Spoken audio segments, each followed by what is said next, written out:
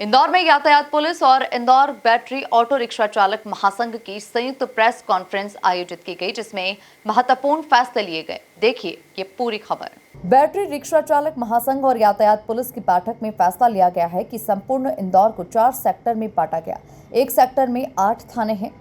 नशा कर रिक्शा चलाने पर रिक्शा जब्त कर लिया जाएगा और दंडित कार्रवाई की जाएगी। इस अवसर पर कमिश्नर यातायात पुलिस राजेश त्रिपाठी मौजूद रहे। को लेकर के कुछ फैसले लिए गए हैं, किस प्रकार के फैसले हैं, क्या जानकारी?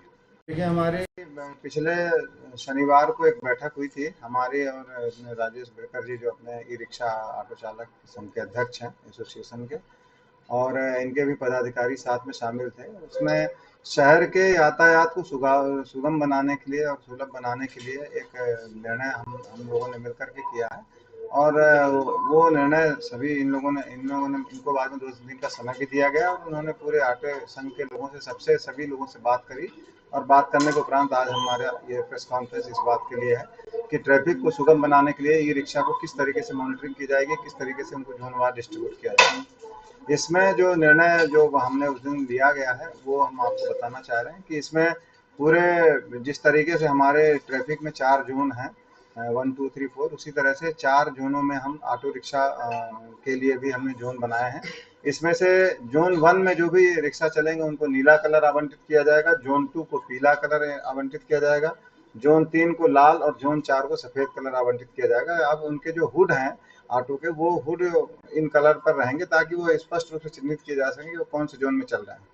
इनके जोन आवंटन की जो प्रक्रिया है वो अगले 10 दिन में पूरी की जाएगी। उसके लिए प्रोसीजर ये है कि इनके सभी के पेपर्स चेक किए जाएंगे, रजिस्ट्रेशन, इंश्योरेंस, और जो इनका रोड का जो इनका बैरियर है, रोड के जो।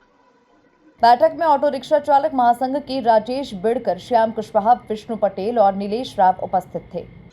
सबसे पहले धन्यवाद दूंगा इंदौर यातायात पुलिस का, सरकार राजेश जी का, और जितने तीनों डीएसपी तीनों का। पिछले 6 महीने से प्रक्रिया चल रही थी कि इंदौर शहर के यातायात को कैसे सुव्यवस्थित करें। बैटरी ऑटो बहुत गरीबों का विषय है, छोटे लोगों का विषय है, पर इससे 10,500 परिवार पल रहे थे। इसमें यह हो रहा था कि उसमें से करीब 5,000 के आसपास हमारे ऑटो अवैध थे। साहब से हमने गुजारिश करी कि सर इनको समय दें ताकि वो अपना बीमा कंप्लीट करवा ले, फिटनेस कंप्लीट करवा ले। 1.5 महीने का समय दिया गया, फिर भी जिन लोगों ने नहीं कराया, तो हमारी एसोसिएशन ऐसे लोगों के साथ नहीं। गाड़ी कागज पूरे होना चाहिए, नशा करके गाड़ी नहीं चलाए, कोई विशेष ध्यान रखें। और कोई, जैसे आपने एक विषय और छड़ा कि एक ऑनर के पास 10 गाड़ियां हैं, 10 गाड़ियां हो सकती है ना, क्या दिक्कत है? गरीब आदमी सक्षम बने, ये सबकी मंशा रहती है। और 10 गाड़ी है, पर उसकी जिम्मेदारी रहेगी कि ड्राइवर कौन सा रखा है। अगर गाड़ी में अपराध घटता है तो वो भी दोषी होगा कहीं ना कहीं। हमने सबसे पूरी जानकारी मांगी है। हम एसोसिएशन की तरफ से फॉर्म बांट रहे हैं और जाहिर सूचना भी दे रहे हैं कि ये नियम का पालन करना पड़ेगा। और यातायात पुलिस ने हमारी मांग पे 4 जोन, 4 सेक्टर बनाए। अब देखिए एक सेक्टर कितना बड़ा है। हमारा ये मन था कि एक गरीब आदमी अगर राउंड काट के आए, पूरा गोल चक्कर लगा के आए, तो उसकी जेब में 200 रुपये होना चाहिए। हम पहले असंतुष्ट इसलिए थे कि 10 सेक्टर बनाए थे। 10 सेक्टर में यह था कि कम एरिया मिल रहा था।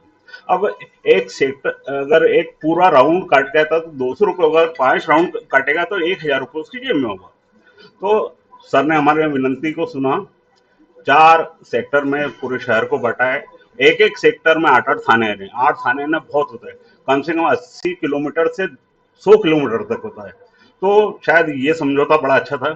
फिर साहब जी ने हमारी एक बात और मानी है कि राजवाड़े पे अगर बैटरी ऑटो नहीं जाएगा, सीएनजी ऑटो नहीं जाएगा, तो बसें भी नहीं जाएगी, सिटी बसें नहीं, क्योंकि सिटी बस से पूरे शहर को ज्यादा तकलीफ थी।